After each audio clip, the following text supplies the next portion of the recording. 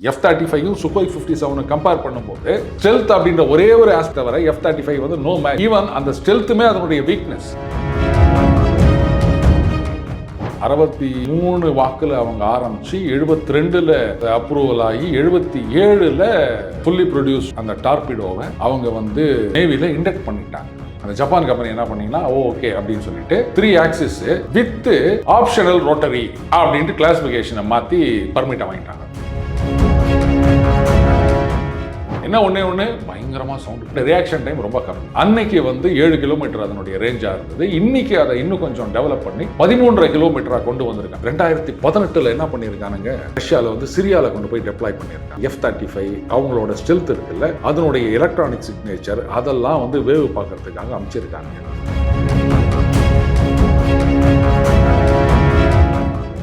F-35 இப்படி வருதுன்னு வச்சுக்கோங்க, அதனுடைய ரேடார் வந்து இப்படி ஸ்ட்ரெயிட்டாக தான் அந்த வேவ்ஸ் போகும். அப்போ அவங்க என்ன சொல்றாங்கன்னா, இப்படி பர்பண்டிகுலராக இருந்ததுன்னு சொன்னால் அது கன்ஃபியூஸ் ஆயிருமா ரேடார் வந்து. F-35 அப்படின்றது இது முன்னாடி போகும் பின்னாடி வரும் அவ்வளோதான். ஆனால் இது எப்படி ஒன்றா போகும் Su-57. அதனால தான் பார்த்தீங்கன்னா 350 மீட்டரில் அது நிற்குது. ஒன்று மேலே போகும், ஒன்று கீழே போகும்.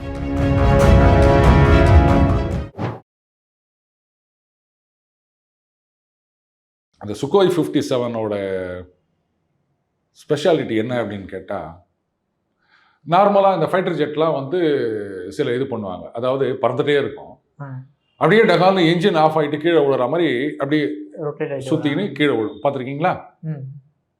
இது இப்படி ஹரிசான்டலாக இல்லாமல், ஏன்னா ஜெட் இப்படி தானே பறக்கும்.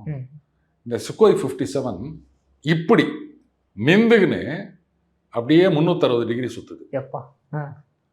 சுத்தும் போது 1 இன்ச்சு கூட மேலே கீழே போகாது. அந்த அப்படியே as if அந்த என்ஜின் ஆஃப் பண்ண மாதிரி. அப்போ அதுவும் எங்க 350 மீட்டர் ஹைட்ல. நீங்க வந்து ஒரு 20,000 ஃபீட் அப்படின்னா கூட ரைட்டு கீழே விழுறதுக்கு நேரம் இருக்கு, அதுக்குள்ள இது பண்ணிடலாம்னு சொல்லலாம். இது 350 மீட்டர்னா என்ன, ஒரு 1100 அடி வரும், அவ்வளவுதான்.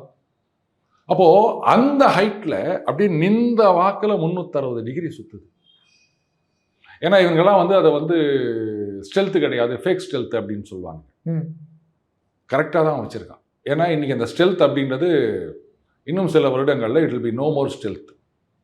அதுக்கான குவாண்டம் ரேடார், அதுக்கப்புறம் புதுசாக அந்த எல் பேண்டு ரேடார்லாம் வந்து டெவலப் பண்ணியிருக்காங்க. ஸோ ரஷ்யா கரெக்டாக தான் கணக்கு பண்ணுறாங்க. இது பாருங்கள், ஸ்டெல்த்துன்னு சொல்லிட்டு இருக்கானுங்க. ஒரு சில வருஷங்களில் அந்த ஸ்டெல்த்துன்றது இருக்காது. அப்போது இந்த மாதிரி நின்று செய்து பாருங்கள், அதுதான் அங்கே நிற்கும்.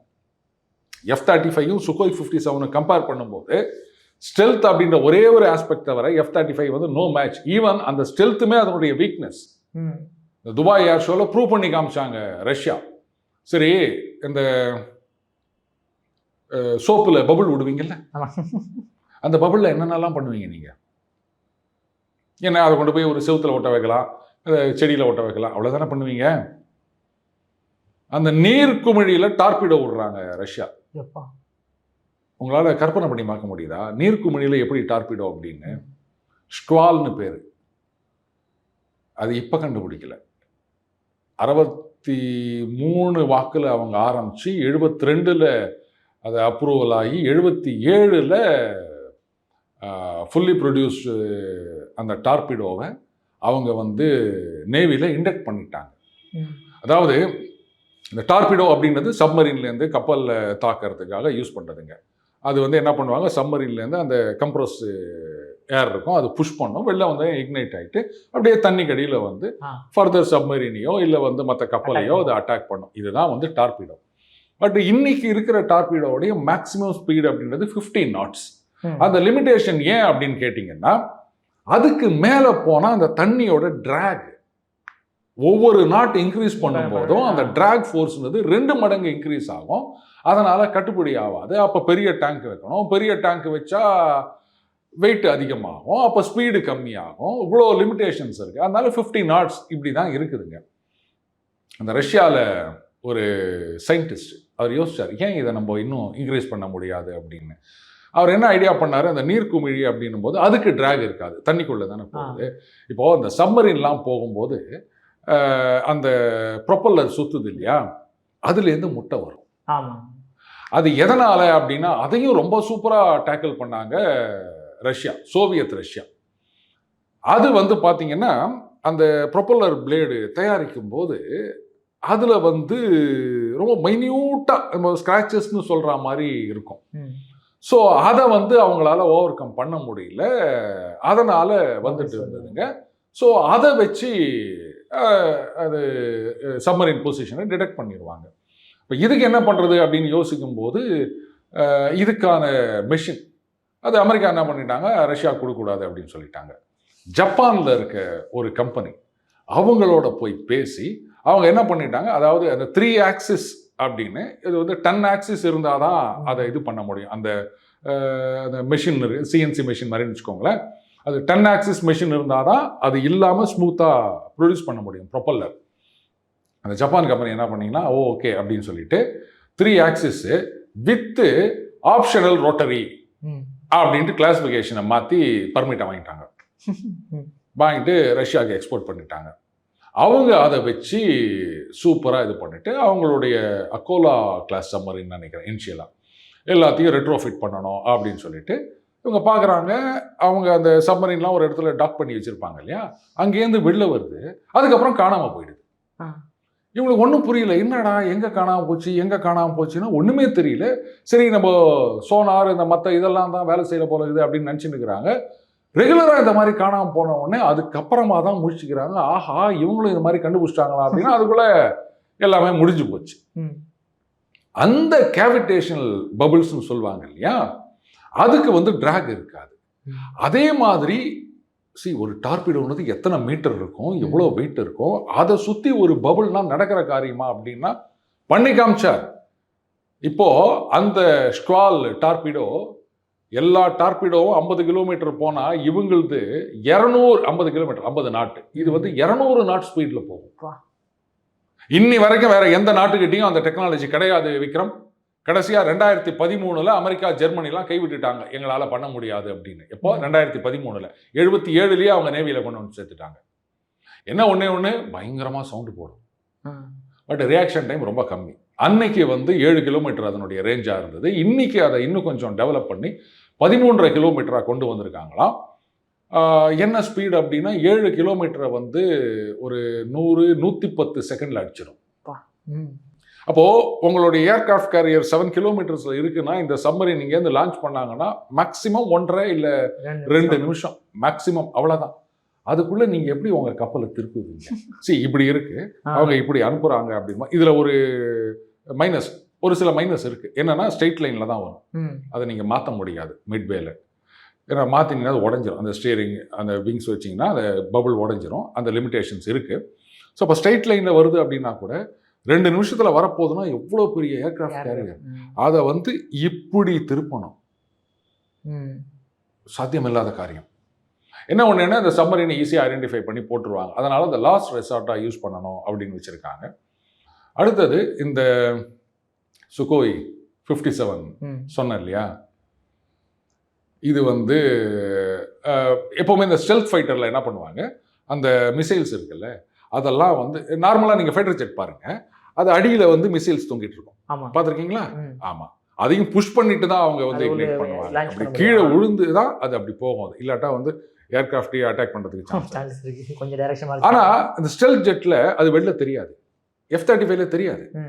ஏன்னா அதை உள்ளே வச்சுருப்பாங்க. வெளில இருந்ததுன்னா ரேடாரில் மாட்டிக்கும், அதனால அது உள்ளே வச்சுருப்பாங்க. அதை திறந்து புஷ் பண்ணும், அது வெளில வரும். இந்த F-35 F-22 இருக்கு இல்லையா, அந்த டோர் திறந்து அந்த மிசைல் வந்து அது மூடுற டைம் இருக்கு பாருங்க. ஆக்சுவலாக அது எப்படின்னா இப்படி ஃப்ளாட்டாக இருக்கு இல்லையா பாட்டம், இப்படி திறக்கும் போது கீழே நீட்டும் அந்த டோர். மிசைல் போன பிறகு இது மூடும். இது வந்து அப் டு 1.8 செகண்ட்ஸ் ஆகுதான். அந்த 1.8 செகண்ட்ஸுக்கு யூ ஆர் விசிபிள்.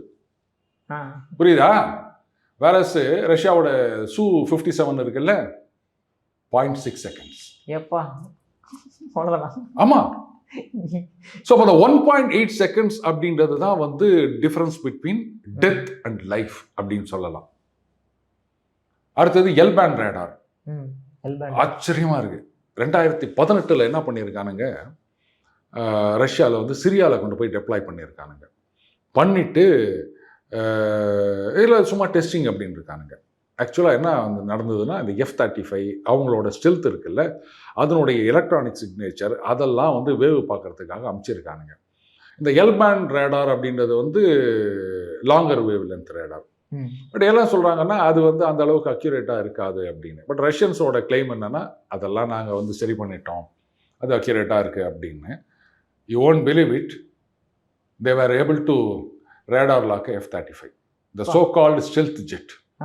இஸ்ரேலோட F-35 வந்து லெபனானில் பறக்கும்போது இவங்க வந்து அதை லாக் பண்ணியிருக்காங்க, ரேடார் லாக்.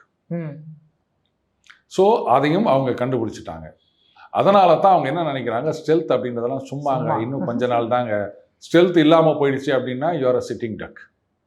F-35ல எவ்வளோ ஓட்டைகள் இருக்குது Su-57ஓட கம்பேர் பண்ணும்போது. இவங்க வந்து அதை புரிஞ்சுக்க மாட்டேன்னுங்கிறாங்க. F-35 இப்படி வருதுன்னு வச்சுக்கோங்களேன், அதனுடைய ரேடார் வந்து இப்படி ஸ்ட்ரெயிட்டாக தான் அந்த வேவ்ஸ் போகும். அப்போ அவங்க என்ன சொல்கிறாங்கன்னா, இப்படி பர்பண்டிகுலராக இருந்ததுன்னு சொன்னால் அது கன்ஃபியூஸ் ஆகிருமா ரேடார் வந்து, அது ஏதோ வேறு இது ரிஃப்ளெக்ஷன் சம்திங் அப்படின்னு நினச்சிட்டு அதை கணக்கில் எடுத்துக்காதான். அடுத்தது இந்த F-35 வந்து மிசைல் லான்ச் பண்ணுது அப்படின்னு சொன்னால் அந்த நோஸ் வந்து எனிமி ஜெட்டை ஃபேஸ் பண்ணியிருக்கணுமா. ஸோ எனிமி சுகோய் இப்படி வருது, F-35 இப்படி வருது அப்படின்னா அப்போ நீங்கள் ஃபேஸிங் யுவர் எனிமி ஜெட் அப்படின் போது அப்போ அதை நோக்கி தான் போகிறீங்க. அப்போ அந்த பியாண்ட் விஷுவல் ரேஞ்ச் அப்படின்ற அட்வான்டேஜ் இருக்காது, எவ்வளோ ஸ்பீடில் போகுது. அப்போ அவன் கண்ணு எதிர்க்க பார்த்துருவான், அது ஒன்று இருக்குது. அடுத்தது மிசைலை லான்ச் பண்ணோன்னா 1.8 செகண்ட்ஸுக்கு யூ ஆர் விசிபிள், ரைட்டா.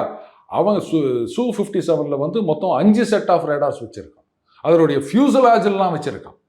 அதனால் அவன் வந்து நேருக்கு நேராக நிற்கணும்னு அவசியம் கிடையாது. ஸோ அவன் லான்ச் பண்ணிவிட்டு இப்படி நிற்க போவான், உன்னுடைய ரேடாருக்கு he will become invisible. But இப்படி இருந்துக்குன்னே he will be able to guide his missile towards F-35. Cruise missile இல்லாமல் எடுத்துகிட்டு போகிற கெப்பாசிட்டி இருக்குது. ஸோ இந்த அளவுக்கு அவங்க டெக்னாலஜியில் அவ்வளோ அட்வான்ஸ்டாக இருக்காங்க. அந்த டார்பிடோ, அடுத்தது அந்த பொசைடான் அப்படின்னு அனுப்பிச்சி விட்டாங்கன்னா அது பாட்டுக்கு சுற்றிட்டு இருக்கும், எப்போ விடுமோ போய் இடிக்கும். அடுத்தது அந்த சாட்டான் 2 அப்படின்றது. அவங்களுடைய அந்த மிசைல்ஸில் பார்த்தீங்கன்னா ஏற்கனவே பார்த்துருக்கோம், அதனுடைய கோன் இதில் வந்து அது தனியாக செப்பரேட் ஆகிட்டு வந்த பிறகு MIRVன்னு சொல்லுவாங்க, multiple independently targetable reentry vehicle அப்படின்னு சொல்லிட்டு. அதில் இப்போ ஒரு ICBM லான்ச் பண்ணுறாங்க அப்படின்னு வச்சுக்கோங்களேன், 10,000 கிலோமீட்டர், எவ்வளோ தூரம் போகிற வரைக்கும் அதில் ஃபியூல் இருக்கும்னு நினச்சிட்ருக்கீங்க? இல்லை, ஒரு 10,000 கிலோமீட்டர் டார்கெட்னு வச்சுக்கோங்க, எவ்வளோ தூரத்துக்கு அதில் ஃபியூல் இருக்கும்னு நினைக்கிறீங்க? அட்லீஸ்ட் போகணும்ல சார், அது வரைக்கும் கம்ப்ளீட்டாக போய் தான் ஆகணும். அது 5,000, அதாவது ஃபர்ஸ்ட் 3 to 5 மினிட்ஸ் வரைக்கும் தான் ஃபியூல் இருக்குமா, அவ்வளோதான். அதுக்கப்புறம் அந்த புஷ் பீரியட்னு சொல்லுவாங்க, அட்மாஸ்பியர் இதை தாண்டி அது வரைக்கும் தான் அது இருக்கும், அதுக்குள்ளே அது போயிடும். அதுக்கப்புறம் அந்த மொமெண்டம், இனர்ஷியா, கிராவிடேஷனல் ஃபோர்ஸ் அதுலேயே அது வந்துடும். அதனால தான் பார்த்தீங்கன்னா ICBM வந்து மெனூவர் பண்ண முடியாது, அந்த ட்ராஜெக்டரினா அப்படியே வரும்.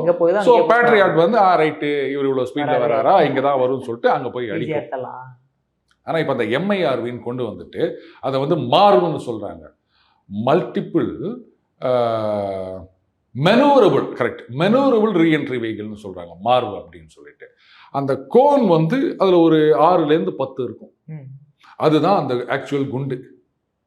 அதில் கொஞ்சோண்டு ஃபியூல் இருக்கும், அதை வச்சு அதை மெனூவர் பண்ணுவாங்க. அப்போ அதனுடைய ட்ராஜெக்டரியை உங்களால் ப்ரெடிக்ட் பண்ண முடியாது. ஸோ அவங்க பேட்ரியாட் அதெல்லாம் வந்து வேலைக்கு ஆகாது. ஸோ அந்த மாதிரி டெவலப் பண்ணி வச்சுருக்காங்க. அது மட்டும் இல்லை, இந்த 10 மார்வ் போகுது அப்படின்னு சொன்னால் டிகாய் அதுலேருந்து இன்னும் சிலது போகும். அப்போது உங்களுடைய ரேடாருக்கு 10 இல்லை 20 வரா மாதிரி தெரியும். இதில் எது டிகாய் எது நிஜம் மார்வி உங்களுக்கு தெரியாது. அப்போ என்ன ஆகும், ஒரு மிசைல் அனுப்புகிறாங்கன்னா அதுலேருந்து 20 வருதுன்னு சொன்னால் நார்மலாக வந்து ஒரு இதுக்கு 2ன்னு அனுப்புவாங்க பேட்ரியாட்லேருந்து. அப்போது 20க்கு 40 அனுப்பணும், அதில் 20 வேஸ்ட்டு, ஏன்னா டிகாய். மீதி 20 மட்டும் யூஸ்ஃபுல்லாக அப்படின்னு கேட்டால் அதுவும் வேஸ்ட் தான், ஏன்னா இது வந்து மேனுவர் பண்ணும்போது உங்களால் பண்ண முடியாது.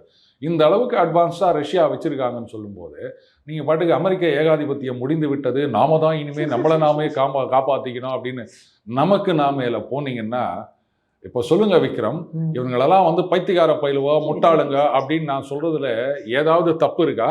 நிச்சயமா இல்லை சார். ஓகே சார், ரஷ்யாவில் வந்து பூந்து விளையாடுங்க, இந்த அளவுக்கு டெக்னாலஜி வச்சுட்டு எல்லாத்தையும். ஏன் சார் கொஞ்சம் அமைதியாக இருக்கிற மாதிரி இருக்கு? அதாவதுங்க, வலிமையா இருக்கவன் எப்பவுமே அமைதியா இருப்பான். பாயிண்ட். சொல்லுவாங்க இல்லையா, கொரகுடம் கூத்தாடும் அப்படின்னு சொல்லுவாங்க. இதெல்லாம் கொரகுடம் இல்ல, கால் குடம். சும்மா ஒண்ணுமே எல்லாம் கத்தி. அதனாலதான் சத்தம் போட்டு இவ்வளவு வச்சுட்டு அவ்வளவு சைலண்டா இவ்வளோ அவ்வளவு வச்சு அதான் சொல்றேன், 77 அவங்க இண்டக்ட் பண்ணதை 2013 எங்களால முடியலன்னு அவங்க வெளில வந்திருக்காங்க. இது சொன்ன அதுவும் அந்த சுக்கோய் பத்தி பேசணும்னா பேசிட்டே இருக்கலாம். அதனுடைய அந்த எக்ஸாஸ்ட் இருக்கு இல்லையா, இவங்க என்ன சொல்றாங்க, அந்த F-35 பார்த்தீங்கன்னா ஒரு மாதிரி ஸ்கொயர் ஷேப்ல இருக்கும், ஆர் ரெக்டாங்கிள் கூட சொல்லலாம். ஏன்னா பாடியோட சேர்ந்து இருக்கும். இதில் வந்து இது வரைக்கும் பாடி அப்படின்னா அதுலேருந்து வெளில நீட்டிட்டு இருக்கும் எக்ஸாஸ்ட். அவங்க சொல்கிறாங்க, டேய் இது ஈஸியாக கண்டுபிடிக்கலாம்டா ரேடாரில், இதை போய் நீங்கள் ஸ்டெல்த்துன்னு சொல்லி நிற்கிறீங்களே அப்படின்னு. அவன் காரணத்தோடு தான் வச்சிருக்கான். யூனோ வாட், அந்த Su-57ல் அந்த 2 எக்ஸாஸ்ட் இருக்கு இல்லையா, அது வந்து ரவுண்டாக இருக்குது. ஒன்று மேல் பக்கமாக எக்ஸாஸ்ட் அனுப்புமா, ஒன்று கீழ்ப்பக்கமாக அனுப்புமா, ஒன்று லெஃப்ட் அனுப்புமா, ஒன்று ரைட் அனுப்புமா. ரெண்டுமே இண்டிபெண்ட். இப்போ அந்த ஜாவால வந்து 2 சைலன்சர் இருக்கு இல்லையா, அதே மாதிரி 2, ஆனால் ரெண்டும் 2 டைரக்ஷன்ல. அதனால தான் F-35 அப்படின்றது இது முன்னாடி போகும் பின்னாடி வரும் அவ்வளோதான். ஆனால் இது எப்படி ஒன்றா போகும் Su-57. அதனால தான் பார்த்தீங்கன்னா 350 மீட்டரில் அது நிற்குது. ஒன்று மேலே போகும், ஒன்று கீழே போகும் அப்படின்னும் போது அந்த புல் அண்ட் புஷ் அதை கேன்சல் பண்ணுறது இல்லையா, அதனால அது நிற்குது. என்ஜின் ஆஃப் பண்ணால் கீழே விழுந்துடும். அந்த ஃபோர்ஸஸ் ஈக்குவல் பண்ணுறதுனால அதால் நிற்க முடியும். நின்று சுற்றுது, அப்படியே ஒத்த காலில் பேலே டான்ஸ் ஆடுற மாதிரி இவ்வளோ பெரிய ஒரு விஷயத்தை வச்சுன்னுக்கிறானுங்க. ஆனால் ரஷ்யாவை பொறுத்த வரைக்கும் என்னென்னா, நம்ம தமிழர்கள் இந்திய பாஜக மாதிரி செய்கிறத சொல்லவே மாட்டாங்க. அந்த மாதிரி அவங்க இதெல்லாம் சொல்கிறது கிடையாது. இல்லாதவங்க தான் இந்த அமெரிக்கா, நேட்டோ இவங்களாம் நாங்கள் அதை பண்ணிட்டோம் தெரியுமா, இதை பண்ணிட்டோம் தெரியுமா அப்படின்னு. ஆமாம், திருவனந்தபுரத்தில் OXL அதில் போட்டுருந்தாங்க, வாங்கிக்கிறீங்களா அப்படின்னு. F-35 இதில் வேற சொன்னாங்க, சார் ஸ்கிராப் கான்ட்ராக்ட் கொடுங்க சார் அப்படின்னு நிறைய பேர் வந்து மந்திரிகள் கிட்ட போய் நின்றதா வேற சொல்கிறாங்க. இவனுங்க உட்காந்து நாங்கள் யார் தெரியுமா, அதை வச்சுருக்கோம் இதை வச்சுருக்கோம் அப்படின்னு இது பண்ணிட்டு தெரியுறாங்க. Okay sir. சார் அற்புதமாக விளக்கம் கொடுத்தீங்க சார். உங்கள் போனால் நேரத்தை இளையபாரில் மிக்க நன்றி சார். நன்றி விக்ரம்.